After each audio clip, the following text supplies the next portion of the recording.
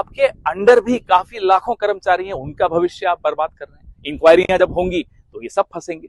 और जो भी नई सरकार आएगी, जो जल्दी आएगी, आप कितने ही चुनाव चोरी कर लीजिए, नई सरकार आएगी और जल्दी आएगी, फिर ये इन अधिकारियों का, इन कर्मचारियों का क्या होगा। इसलिए आज मालूम पड़ा देश को कि देश के मुख्य चुनाव आयुक्त का नाम ज्ञानेश कुमार गुप्ता है।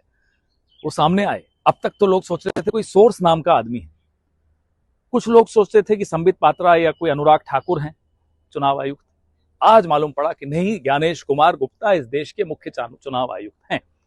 लेकिन जब उन्होंने मुंह खोला तो स्क्रिप्ट वही अनुराग ठाकुर, सोर्स और संबित पात्रा वाली थी, बीजेपी की थी। श्री राहुल गांधी नेता प्रतिपक्ष हैं, उन्होंने प्रेस वार्ता की, तमाम पॉइंट्स आपके सामने रखे, जो सबूत, जो कागज आपको मुहैया कराए वो आप ही से मिले। हमें 6 महीने की मशक्कत करनी पड़ी। उसका आपने एक भी, महादेवपुरा असेंबली की एक भी सवाल का आपने जवाब नहीं दिया। एसआईआर पे हमने कई सवाल पूछे, कई शंकाएं जाहिर की, यहां तक कि सर्वोच्च न्यायालय को हस्तक्षेप करना पड़ा दुरुस्त करने के लिए। आप वहां भी लड़ते रहे, ये नहीं करूंगा, लेकिन करना पड़ा। कुछ लोगों को आपने मरा हुआ घोषित कर दिया, वो राहुल जी के साथ चाय पी रहे हैं, तब भी आपको शर्म नहीं आई।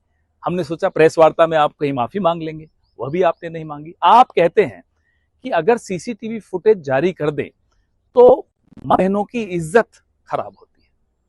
किस तरह की बहस, किस तरह की आर्गुमेंट दे रहे हैं आप।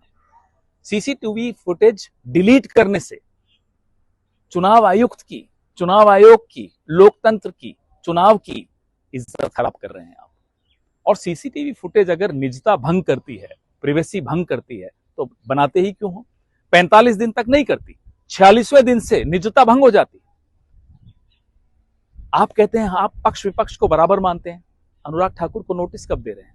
राहुल जी की तो प्रेस वार्ता के बीच में आपने नोटिस दे दिया। अनुराग ठाकुर को तो अभी तक 3 दिन हो गए, नहीं मिला। आप बीजेपी के एजेंट बनने की अब आपकी उम्र नहीं है, आप एक आला अधिकारी रहे।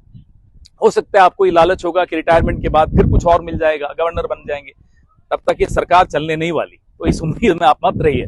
लेकिन एक और चीज समझ लीजिए कि आपके अंडर भी काफी लाखों कर्मचारी हैं, उनका भविष्य आप बर्बाद कर रहे हैं। इंक्वायरियां जब होंगी तो ये सब फंसेंगे।